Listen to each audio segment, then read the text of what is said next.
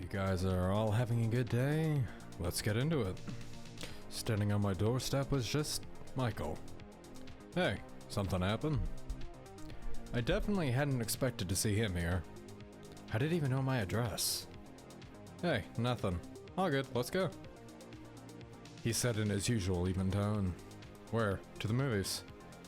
I've sometimes found Michael's brevity tiring and even a bit maddening. Why not say everything right away and avoid meaningless clarifying questions? He could clearly see I had zero idea what he was talking about. Which movie? The ones we agreed to go to. I do not at all know what you are talking about. Michael let out a sigh. You were the one who asked me to go 2 weeks ago. Oh well, 2 weeks ago. For me, that was like last century. I guess. So, should we go? Well, let's go. I shrugged. I didn't have any plans for the evening anyway. But Michael didn't even flinch and kept looking at me. And the tickets? We can just buy them there, right? Do you not even remember what the movie's about? All the tickets are long sold out. You said you'd buy them in advance. Well, I didn't, as you can tell. Or maybe I did but forgot? No, I wasn't suffering from memory loss just yet. That happens when you're older. A pity. Looking at him, you wouldn't say he actually felt bad about it. There's been a lot happening lately. Wanna come in? I still need to do some homework. Well, you found time for a movie. I smiled and opened the door wider, inviting him inside. Want some? I took out the bottle with the remaining whiskey, you stupid alcoholic, Nikolai. We've got school tomorrow. Yeah, as if he'd agree on any other day. Michael was on the side of good. Exemplary, straight-A student. He kept himself reserved from the pleasures of life. Same. I feel like I'm probably most like Michael. And you shouldn't either. In a different situation, you'd be right. And if there was somewhere else in my place, is everything that bad? We walked out to the garden and sat down on the porch.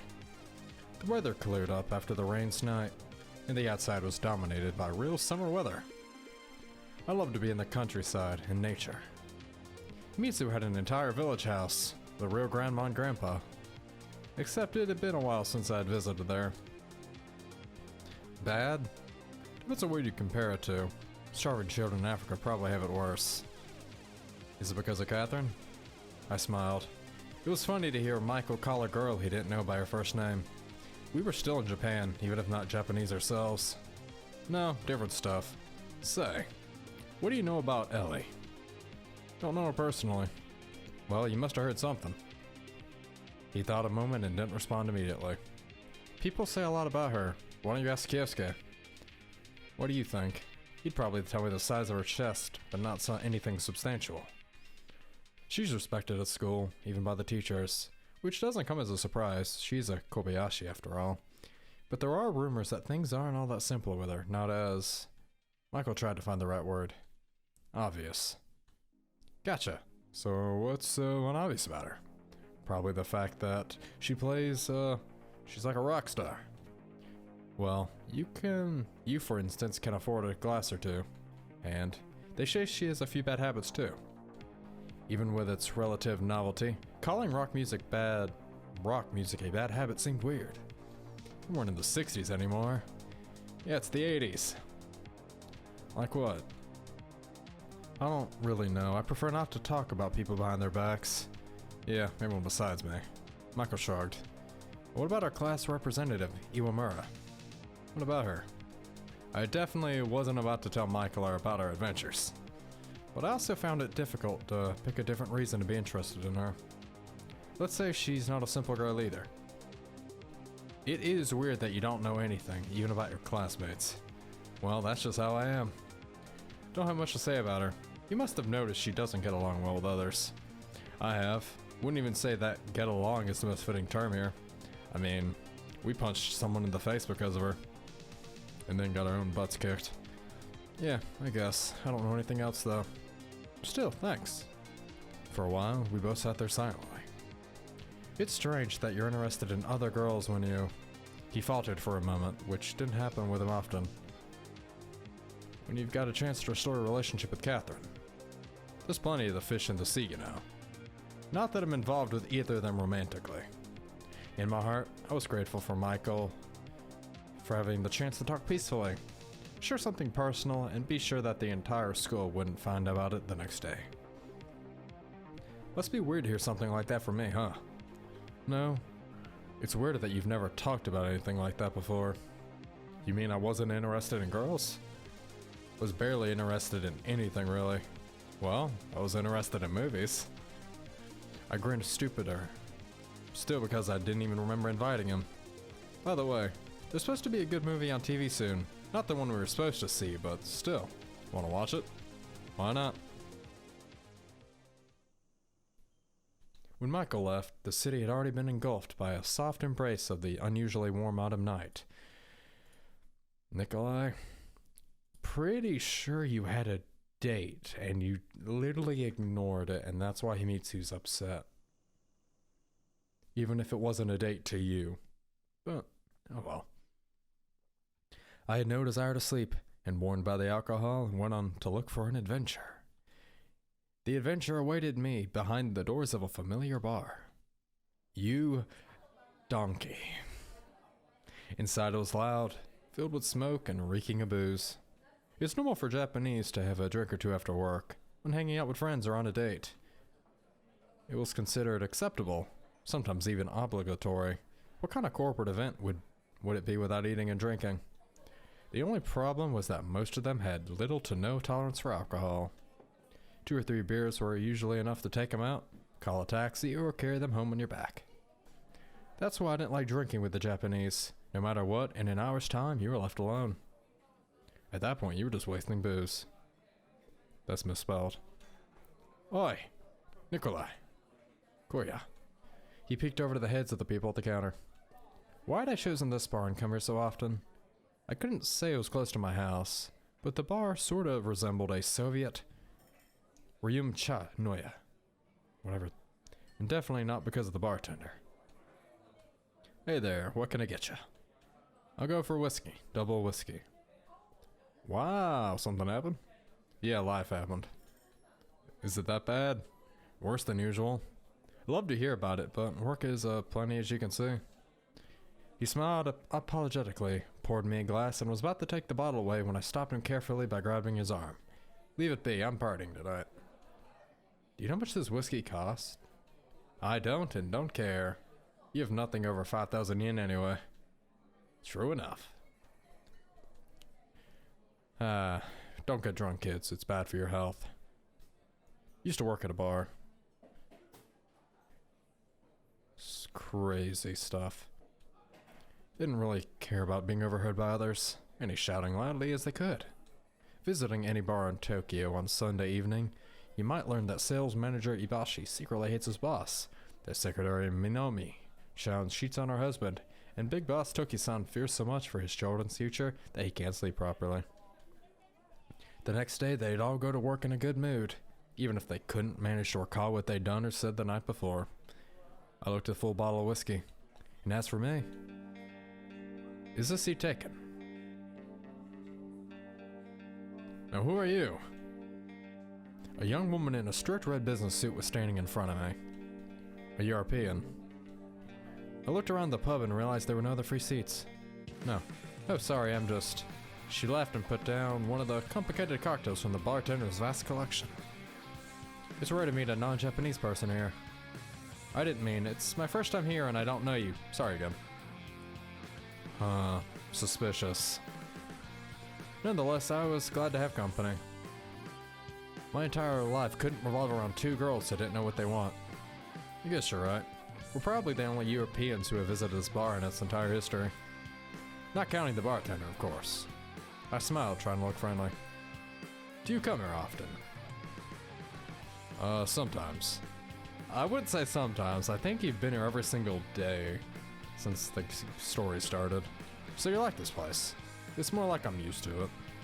Interesting. She said vaguely and riveted her eyes on me. You must be a student. Sort of. For some reason, I couldn't lie persuasively to her and started to avert my eyes. I couldn't say I was a high schooler. Told I? How'd you guess? It just seems that your kind of handsome, intelligent young man must study there. She abruptly stretched her hand out to me. Irene Dupont. Parlez-vous French? Yeah. I probably butchered that because I don't know French. I was embarrassed, but responded with a handshake. Nikolai Anokin. Oh, so you're from the USSR? And without letting me say a word, continued. Moscow is a wonderful city. I've been there. The Kremlin, the Red Square. Are you from Moscow? Maybe from Leningrad. A magnificent, magnificent place. Museums? You could say I'm from there. Or I'm from here. Oh, that's interesting. I've just arrived recently. Strange. I could barely hear an accent.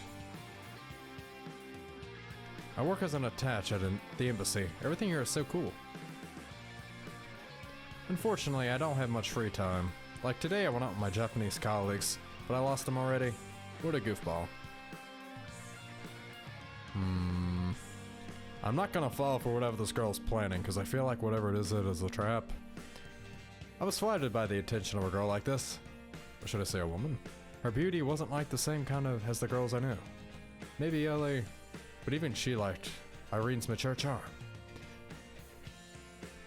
She covered my hand with hers. Thank you, Nikolai, for accompanying this poor, silly mademoiselle. Thanks to you too. What are you studying? Honestly, I don't know. We just have some general subjects for now. I haven't shown us my major yet. Maybe something in liberal arts. Please don't do that. You should go into engineering like your dad. Maybe you'll disappear too. She asked with surprise. That's what I'd really like to know myself. Of course, it's Tode after all. Good to be young, Irene said. I decided it was my opportunity. Come on now, if not for your suit, I'd think you were a student as well. Do they make diplomats work on the weekends too? On weekends, holidays, believe it or not, on July 14th. Even July 14th, that's going too far. Yeah, not like in the USSR at all. Workers' rights, the international, let's sing. I don't think that, come on. They're singing their Incas. How are we worse? I still think we'll be misunderstood. Do you care about other people's opinions so much? Don't you? You're a diplomat. I am so drunk. I'd be lying if I said no. Then can I also say that? I don't know what to think.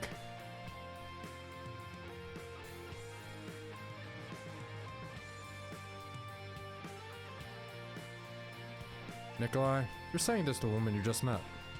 But our acquaintances doesn't have to end here, does it? Then let's get out of here. Please, monsieur. She stood up unsteadily and stumbled for the exit.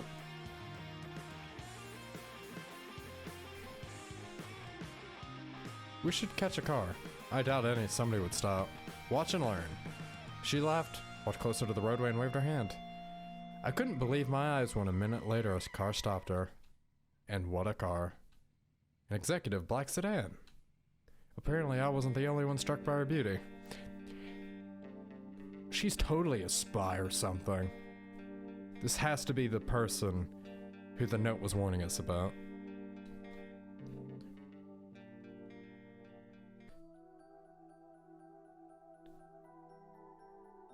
The music's serious. At first, I didn't even pay attention to the fact that the car's windows were blacked out. Well, Nikolai, you are obviously not pretending, Irene said calmly. What? Let's go. What's going on? My name is Irina Mostovoya. Major Irina Mostoyeva, KGB, USSR. And only then did I realize she was speaking Russian, with no hint of an accent. I mean, yeah, why would a Russian girl have an accent?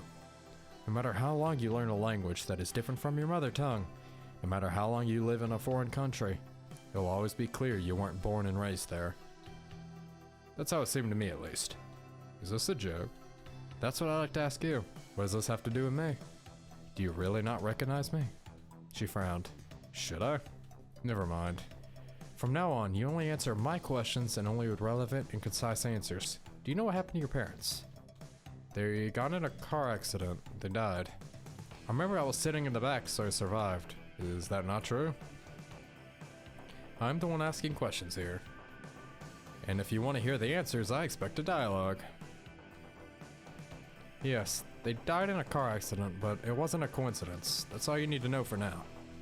What do you know about their work? So my parents were murdered because of their work. Yes, she gave a short response. Kobayashi Corporation. It wasn't a question. So what do you know? You must have already realized that Kobayashi Corporation wouldn't be interested in a mere student. But why me? Arena didn't respond. Tokyo was slowly moving by on the other side of the windows. I had no idea where we were going, and I didn't care. It was unlikely that they were going to kill me. The performance in the bar was probably just a test. To my surprise, I was able to think clearly and analyze the situation with a sober mind. That's what we'd like to find out. So, all these calls to my house, were they made by the corporation? No, they were from us. We wanted to warn you. But you didn't feel compelled to heed to our warnings. What should I do then? Are you sure you don't know anything? Think again. Maybe your father told you something and you forgot about it? No. We were a completely normal family. So in your view, a family of Soviet engineers who fled the USSR and started working for the biggest transnational company in Japan is normal? Irina smirked. Apart from that, everything was normal. Was it, or do you simply not remember? Even if... I couldn't believe my parents had been involved in something that they could be killed for. I'm probably gonna have a choice up here. Gotta be careful. Last thing I want to do is, make everyone hate me. You can believe whatever you want. I started using the polite version of Russian to you without thinking, but still, it was all clearly related to me somehow. To my family. Kagome's father and Kobayashi Corporation? Having them believe as much was already enough. Nikolai, Irina sighed. Have you completely forgotten about your obligation to our motherland? I don't remember having any in the first place. Her eyes flashed, but she managed to stay calm and continued. So you think I'd have it better here, in the country that killed your parents? Why should I trust you anyway? Better? I don't know. Until recently, I'd been living a peaceful life before you dragged me into this. We didn't drag you in anything. On the contrary, we're trying to protect you. What wonderful protection. What does it amount to exactly? Irina sighed. In order to receive something, you need to give something in return first. But I don't have anything. Stop mocking me, she shouted suddenly. You know everything. Just tell me what the Japanese want and we can bring you home. Or do you think you've managed to fool me? Why would you think they need something from me if you were the ones who called? At the moment, it's none of your business. Then what do you expect from me? Irina calmed down in an instant and studied me with an unblinking stare for some time. Fine, we'll handle it ourselves. You keep your head down and stay away from all this. That's it? That simple? Would you like it to be complicated? I still have questions, which won't be answered if you want to live. If you're telling the truth, then the less you know, the better. Only sources of information have value. Ordinary students are of no interest to anyone. But be prepared to remain under surveillance for a while. By you, us, among others, or do you want an accident to happen to you as well? I felt a very strong dislike towards this woman. Didn't like her from the beginning, so... Although in a way I got what I wanted, except I was the one getting... One more thing. Behave normally. Nobody should know we've talked. Anything can expose you. Go to school, hang out with your girlfriends, drink if nothing else. The car stopped smoothly. We've a ride. Get out. Hope Amitsu didn't see me brought home like this. I had the time to think. And keep in mind, we do not repeat ourselves. So do yourself a favor and remember everything I've just told you. The luxurious black sedan with blacked out windows disappeared around the corner almost silently. I stood at the entrance to my yard, mindlessly watching it go. That's when I started to shake, almost spasm in fear. How would I manage to remain outwardly calm and think straight? My legs carried me to my house on their own accord. Nice.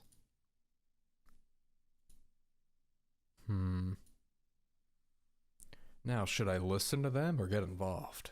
That's the question. I closed the door. And the garden door. And another one. And all the windows. I had so many windows. I wished I had a gun. Probably. I lay in my bed, staring into the darkness with dry eyes. It's obviously that the checklist wouldn't come back.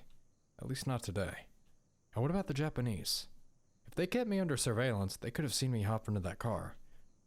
The only hope I had was those KGB agents knew what they were doing.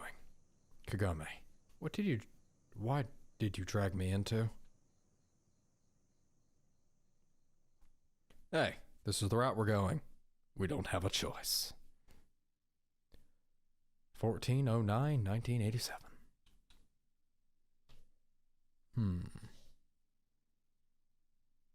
What does a paperback's ink smell like? It smells like the freshly painted walls of a hospital, an administrative building, of something utilitarian. It smells like the hectic rhythm of a big city. You can't fit Joyce, Steinbeck, Dioscovy, Kobel Ab into a tiny pages of a paperback, which turn yellow after just a couple months. Their thoughts, expressed in sweeping prose, would be stunted and suffocated by the uneven, ugly lines. I much preferred solid, massive books with hardcovers. Just holding them in your hands, feeling their weight, is enough to guess at the endless wisdom hidden inside. But Japanese people like everything fast and simple, and have eagerly extorted their convenience to other countries of the free world. What would Leo Tolstoy had said if he saw War and Peace retold in manga form? Of course, this arrogant attitude didn't fit my current situation at all. It's easy to engage in intellectual snobbery when the most danger you'll face in life is an argument over Jack Kerouac.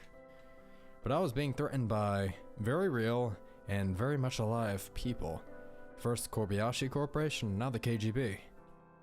I guess somewhere deep inside, I wanted to restore my connection to the motherland, but I couldn't imagine, even in the worst of my nightmares, that the motherland not only remembered me, but had been monitoring my life for the last 10 years. But the image of a sword-wielding woman grew hazy, and soon faded away entirely together with the dream, when I was snapped awake by the doorbell. I immediately jumped off the bed, and aimlessly looked around the room as if it was the first time I'd seen it.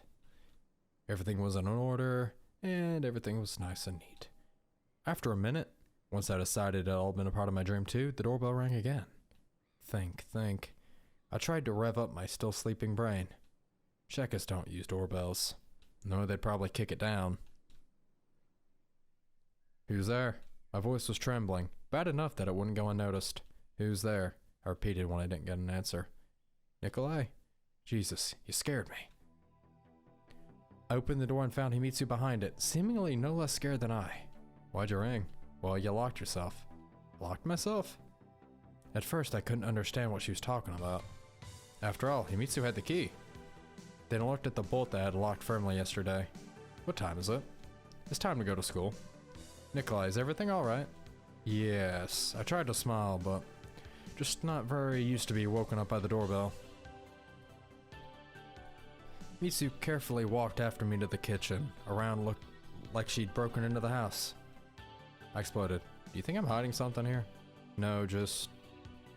I'm actually a bootlegger and I make moonshine in the basement.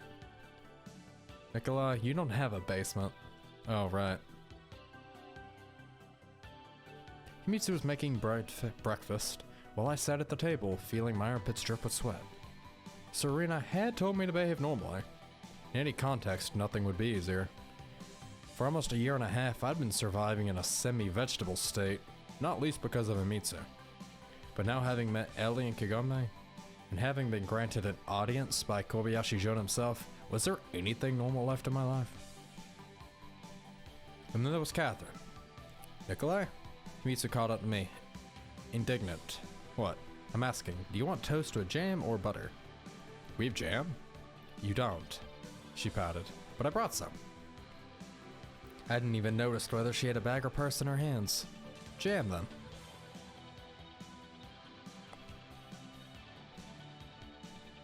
I found it hard to force myself to eat, but I also didn't want to provoke further questions from Himitsu. Delicious. Thanks. By the way, you do remember the school festival's coming up, right? No, the festival was the last thing in my mind. I felt like a lone wolf avoiding other people. Of course, wolves are weaker than tigers or lions, but they don't perform at festivals. What are you guys preparing? Well, we were thinking we'd organize a cafe. She responded, embarrassed. Good idea. The maid uniform would look great on you. Why did you assume I'd be a waitress? Himisu asked with indignation, even placing her chopsticks down on her plate. Won't you? Maybe, if you want. I was actually gonna cook. Oh, okay then. Naturally, I wasn't interested in this conversation, but Himisu seemed to find my opinion important. So you want me to... do you want me to wear that costume? If that's what you want. Alright.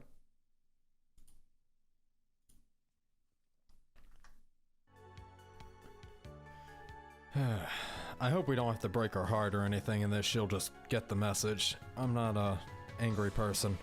What? What's the right answer? Don't you dare even come to our class. And who will stop me? Then I won't step out of the kitchen. Alright, guess I'll check out the other girls. The class has some good ones. Nikolai. I'd managed to distract myself for a while, but once we were out in the street, I was seized by an incomprehensible fear. I felt like every lamppost had a KGB agent or one of the corporation's people. Or maybe they'd already formed a queue to plant a bullet in my head. Just be careful. We didn't get to school too late or too early, and we're just in time to meet Himitsu's classmates. She had stuff to do, and my only task for the time being was to behave normally. Which more or less meant doing nothing, just existing. Of course, it could seem like I was lazing about, but on a cellular level, I was really busy. As always, Kyosuke greeted me merrily once I got to class. Well, Nick, how was your weekend? To be honest, I wish I'd spent it differently. Did something happen? Government agents. You wouldn't understand.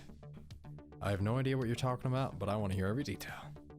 I wanted to talk to her, of course, but I wasn't sure I'd be able to hide yesterday's conversation with Irina. With how impulsive she was, knowing about it wouldn't do her any good. Besides the impulsiveness, Kagome also had an inquisitive acumen, and the very thought of her drilling glare made me uncomfortable. Come on, Nick, the bell's about to ring. Ask my secretary. And after these words, the lesson finally started. Who's your secretary? But I still hadn't managed to come up with a way to talk to Kagome. Our last meeting hadn't necessarily gone well, even though I'd taken her side in the argument with Ellie. I couldn't get Ellie's upset face out of my mind. I was both blaming myself and taking on a part of Kagome's guilt. After all, it happened in my house, and as the host, it was my responsibility. As for Kagome, I didn't think she'd leave me alone anytime soon, so we'd have plenty of opportunities to talk. Thanks to Kyosuke, I knew which class Ellie was in, but that didn't make my task any easier. Looking from the outside, nobody would call me unsociable, rude, maybe, or even insensitive. But I was good at avoiding unfamiliar situations and new people, which made me appear confident. And of course, someone who does nothing makes no mistakes. I don't know, you make a lot of mistakes, Nikolai. It'd be one thing if she was a normal girl like Himitsu Kagome. Luckily, I didn't find Ellie there, and nobody even glanced at me. Everyone has their own problems to worry about, of course. I was about to go back, and then I remembered that she had a whole part of the school all to herself. Of course. I heard the chords of one of the Z-Field songs from the old classroom. Gotcha. I stormed into the room and caught Ellie off guard, almost dropping her guitar. Are you out of your mind? Okay, sorry. I really didn't know what had gone into me. The impulse had spurred me to action before my prefrontal cortex had realized what was happening. By the way, we still haven't been introduced properly. Ellie immediately interrupted me. I heard the girl, what's her name, Iwamura, calling you Nick. That's enough for me. Yeah, of course. What was I expecting? What are you mumbling there? I said my name is Nikolai, but yeah, you can call me Nick. So Nick, to what do I owe the honor? Are you gonna interrogate me again? She placed the guitar on the piano, opened the curtains, and looked out the window to see you, as if expecting to see someone outside. I just wanted to apologize for yesterday so you don't think I have something against you. I don't. Suddenly, Ellie turned to me and smiled cutely and very unexpectedly. Well then, it's just Kagome's in a difficult situation. I tried to loosen the knot of my tie, but it was almost undone anyway. I feel sorry for her, but as I've said, I can't help you two. Not two, it's not us. You've been protecting her with such a passion, I thought. She gave me a sly look. Oh, do forgive me if I was mistaken. There's nothing between us if that's what you mean. We didn't even know each other until a week ago. Aren't you in the same class? How's that possible? It just is, I grumbled. Talk to me a little longer, and you'll see a lot of things you never thought possible. Okay, Nick, to be honest, I also overreacted yesterday. No, you didn't. Ellie raised her hand sternly, ordering me not to interrupt her. If a girl wants to apologize, you better hear it out. It doesn't happen every day. As you say, Osho-sama. So, I understand that your friend's issues are somehow related to my grandfather's business. But you should also understand that I am not your personal customer support. If everyone who had a problem with my grandfather tried to go through me, I hope you understand. I do. And I did tell Imawara that we shouldn't have done that. But, after all, this was a human life, not a broken TV. But what? Nothing? Forget it. Oh no, finish what you started. Sometimes she's so hard to talk to. I just wanted to say there are difficult situations, and in some, you should try putting yourself in other person's shoes. If I always have to worry about other people, what am I supposed to live for myself? Well, ain't she a Ayn Rand? No idea who that is. So you don't care that a person's missing, killed maybe? I finally lost my temper and raised my voice. There are people dying every minute. I was looking at her beautiful fair face and couldn't understand whether this was cynicism or something else. But it's in your power to help some of them. Even if I could. She suddenly perked up. How do you know she's telling the truth? I talked to your grandfather in person. And how do you know that you aren't lying? Why would I? Why? She said it like she was weighing the word on her tongue. What if you need something from me? Like what? Money, status, power? The same thing everyone needs. What if you're talking about... Ellie got completely flustered and blushed. Do I look like the person to think that far ahead? She carefully examined me from head to toe and smirked. Yeah, you don't. I was glad the tension seemed to have subsided somewhat. You come here often, huh? I'd like to keep that between us. Sure. I get enough of an audience at my concerts. I guess it's hard to be the center of attention? I guess. I found it hard to even step into your classroom today. I don't know why I'm saying that. Alright, I better go. I hope your friend finds her father. I hope so too. I didn't want to tell her that Kagome clearly wasn't done with her, and this most likely wasn't our last conversation. Certainly wouldn't be. I returned to the classroom right before the bell rang and took my seat. Wow, you didn't skip. Nice. My eyes naturally shifted to Catherine, who was sitting close and looking out the window with a bored expression on her face. Maybe I'd recently gained problems more important than unrequited love, but we never sorted our relationship out. Moreover, somehow the acute need to deal with it at any cost had disappeared as well. The thoughts made me uncomfortable, and I felt a light shiver run down my back. On one hand, I was berating myself for being so faint-hearted. A small earthly issue could not possibly eclipse the great feeling. On the other, somewhere deep inside, I was glad to see that all these spy games had at least somewhat lessened the intensity of my angst.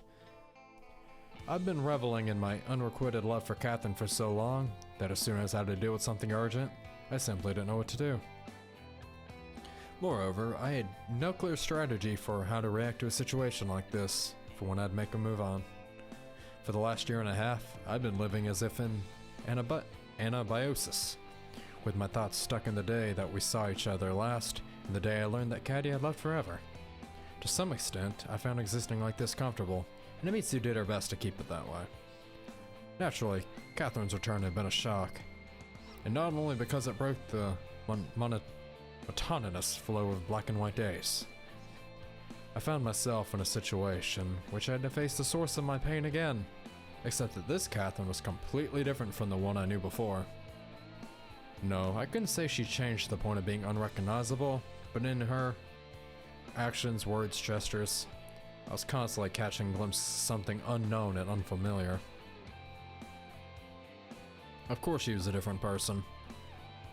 That's what happens when you leave someone for about a year.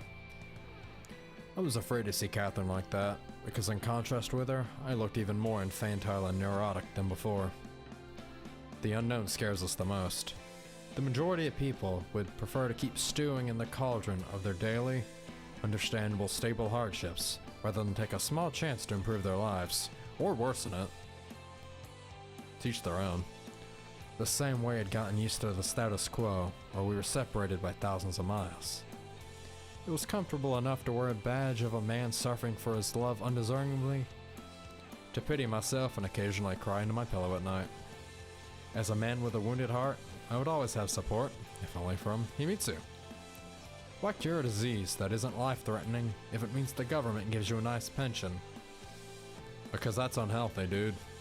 That's really unhealthy.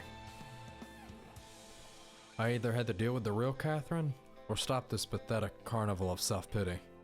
We'd still have to sort out a relationship, even if that's where it would end. I patiently waited until the end of the day. I didn't want to bother her during a break, after all. Such a conversation required much more time. I was standing at the school gate, shifting my weight from one foot to the other. I had run out of class with the last bell, so there was no time I'd miss Catherine. Let's save, because I will probably have an option up here.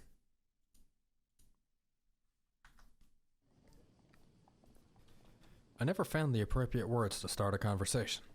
Not that it really mattered. After all, the topic remained the same. Students were passing by, paying no attention to me, alone, in couples, even in groups. Frowning, laughing, chatting with each other, staring at their feet, noticing no one angry or seemingly upset with someone, and with welcoming smiles on their beautiful faces. You shouldn't start staring at your feet when you're walking. That's bad for your neck. My grandparents are a prime example of that. Love them, but you shouldn't look down. Bad for your health. Why is it that if you're rich, you're necessarily also handsome to boot? Except for Kyosuke and me. This seemed to be the case for the majority of students in our school. As if there was an invisible slot machine, only equipping the chosen few, dealing out advantage after advantage. And when it was the turn of similar people, you'd be lucky to get away with good health. Well, I had, at least physically. Nikolai? That was Himitsu. I just realized that her classes were over too. Are you waiting for someone? Well, not really. No worries, if I'm interrupting something then. You're not interrupting anything. Here you are. We need to talk. Iwamura-senpai? Oh, seems like I interrupted something. I won't keep him busy for long. She told Himitsu. Himitsu in turn gave me a questioning look. A minute ago, I was about to start sorting out my relationship with Catherine. 30 seconds ago, I was trying to figure out how to not upset Himitsu while doing that. Now I was taken aback by Kagome's assault. You know, not everything in the world revolves around you and your problems. Not everyone just waits for you to pay attention to them, ready to drop everything and run after you as soon as you call them. But my voice didn't sound very confident. So, what are you more important?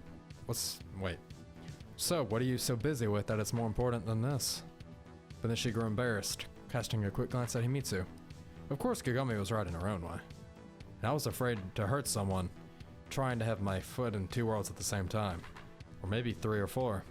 I had to make a choice. And I'm gonna have to hurt Himitsu. Ooh. However, before moving forward, one has to understand what they'll have to leave behind. I don't know what Kagome had come up with this time, and I wasn't in the mood to try and guess. Nevertheless, her unshakable confidence in herself and her own righteousness was somewhat spellbinding. Sorry. I timidly said to Himitsu, I'll wait for you at home. She replied after a moment and walked away, leaving us alone. Are you happy now? I asked Kagome, irritated. I didn't force you. She huffed in response. So, what did you want to talk about? Not here. Where then?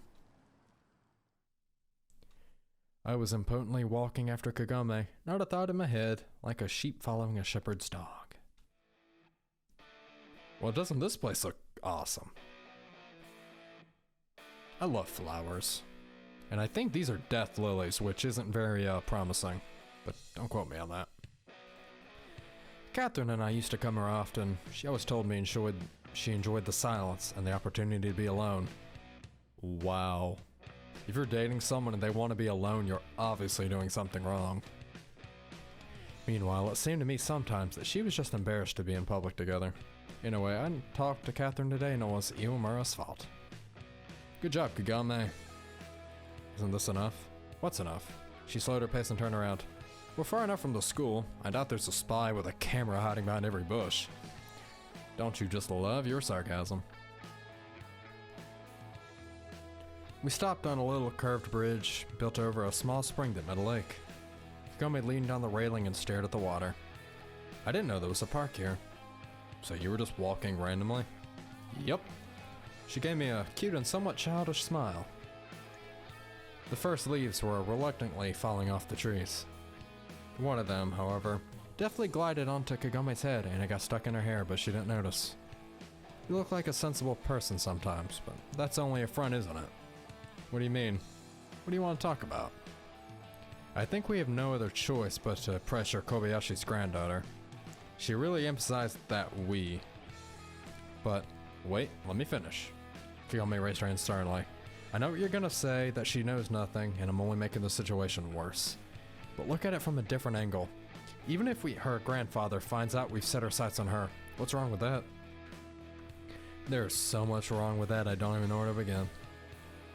We have to shatter the delusions of omnipotence. That's the only way we'll achieve anything. I couldn't figure out if she was serious or not. Of course, there was no reason to suspect Kagome of being delusionally maniacal, but then what is this? Youthful exuberance? Shatter? Delusions of omnipotence? Are you listening to yourself? All I can imagine is that guy from Kobayashi Jun's office shattering my face. You're just scared. Yes, I am, aren't you? She suddenly frowned, as if I'd said something very offensive. I mean, it kinda was. I don't let fear control my life. Then you're just being reckless, albeit consciously. So, you gonna help me out or not? What am I even supposed to do? First, talk to that. Kagome had problems calling people by their names. Ellie. I prompted. Yes, to that Ellie. It's clear that she won't listen to me, but you're quite her type. She smirked sarcastically. What are you implying? Just feminine intuition. Somehow, I didn't want to pry into what that intuition was telling her. What makes you think things will go differently this time? As I see it, Ellie clearly let us know that she can't help. But she hasn't even tried to talk to her grandfather or anyone who has real power. And why would she listen to me? Convince her. How? I don't know, come up with something. She got angry and stopped her foot. The school of swish swimming by us immediately dashed away. For whatever reason, you overestimate my persuasiveness. Or you underestimate the impression you've made on her. When have I ever... On the other hand, Kagome was a girl too, despite how she acted. Maybe she had a better feel for this stuff. And if she was saying that, I suddenly felt blood surge in my face and turned away. You don't understand what you're asking. Why? If things go well, you might end up the son-in-law of the richest man in Japan. I'm going through a rough patch right now, and I haven't been planning on starting a new relationship, even if it's for purely selfish reasons. I don't understand, guys. Don't you like her? I do, but, I mean, being attracted to someone's appearance isn't all there is to it. Look at this tender soul. Imagine that. I started to feel uncomfortable in the presence of this persistent girl. What if Kobayashi Jun had a grandson, huh? Then what? As far as I know, homosexuality isn't a crime in Japan. Stop joking around. Would you go down on that hypothetical grandson if you needed to? Kagome tried to hold my angry look, but buckled and lowered her head. I don't see the point in talking about things that don't exist. How convenient. Is that a no? I'll talk to her, but I'm not promising anything. And from now on, please stop with these dumb ideas. Cheers. I basically ran away from Kagome, feeling on one hand extremely offended, on the other inexplicably ashamed, as if my parents had caught me masturbating. Maybe in another situation, I'd even feel good about the idea that I might end up in a relationship with Kobayashi Ellie.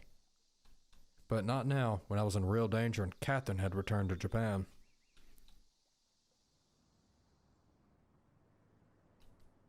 I was slowly walking home, purposely choosing the longest route. Home with Mitsu ready to interrogate me. Home with the old life that Ellie and Kagome were so desperately trying to turn on its head.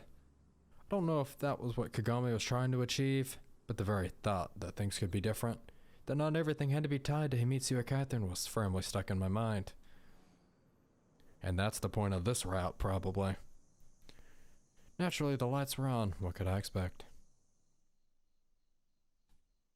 I always wondered what Himitsu did alone. Did anything exist between those 2 points in space and time? Did Himitsu? Nikolai, why are you creeping around? Well then, today was not the day I'd find out. I want to surprise you. Thanks, you already did this afternoon. Himitsu replied in a tone that made it clear she was upset. Do you want to talk about it? I don't know, should we? If you think we should. I can see something's happened. The day that senpai came over your place on Saturday, and today the TV just went out somewhere in the middle of the day. In the middle of the day, I grumbled. You're saying that like we're in some sort of conspiracy. Well, to an extent you are. I don't know, Nikolai. What were you talking about with Iwamura senpai today? Looked like she had something important to discuss. Something important? I smirked but immediately caught myself.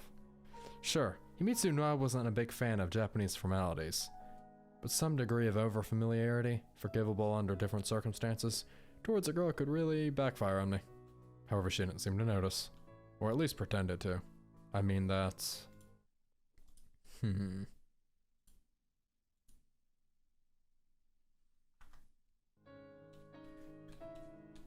You're hiding something from me. Something happened in the past few days but you didn't want to tell me. What could have possibly happened in my life? Although that wasn't true, even from her point of view. Catherine's return alone was enough.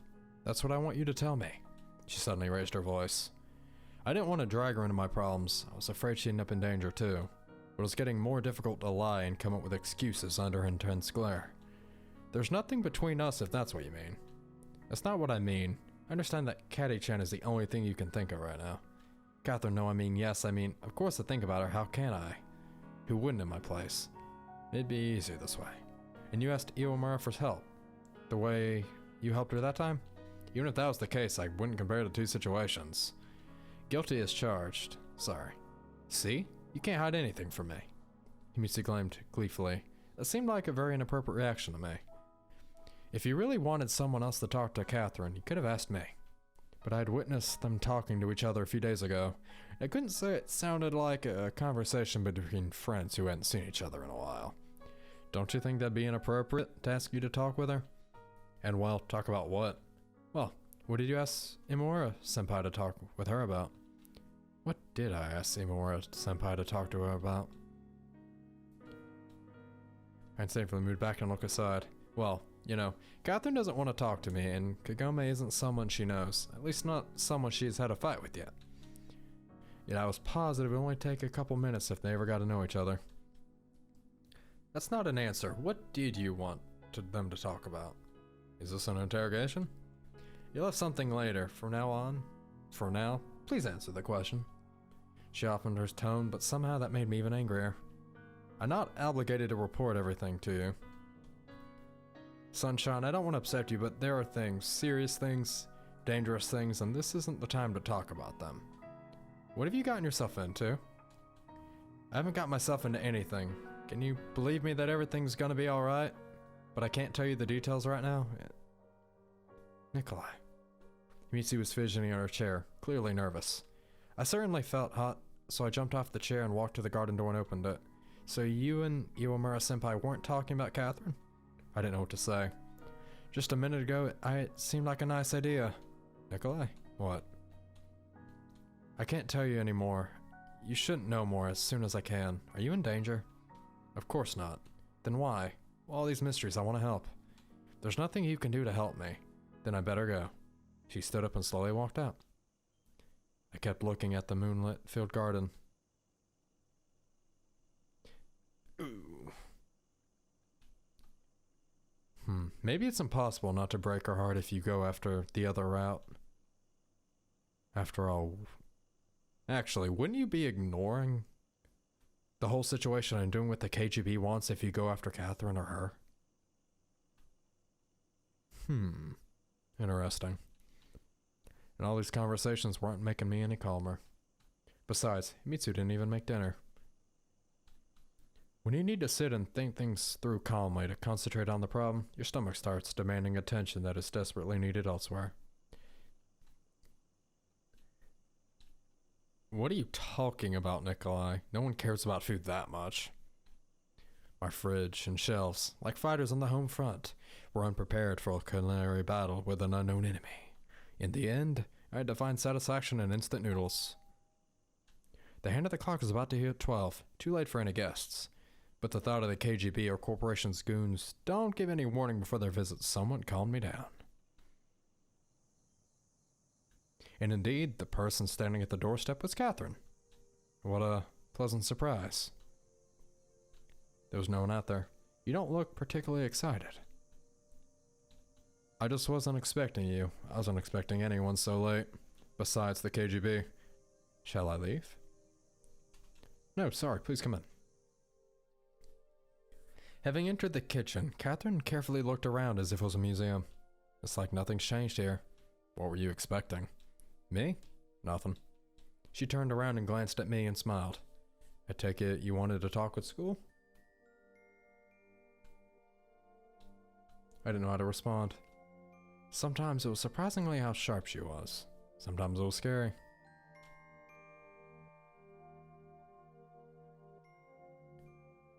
I think we'll leave off here. I don't think it's possible to break Catherine's heart since she doesn't like us to begin with, at least not in the route we've chose. Hope you guys have enjoyed today's video. If you did, don't forget to hit the like button, leave a comment, subscribe. It all helps get my small niche of videos out there. Most people don't watch horror games, much less our commentary over visual novels and RPGs.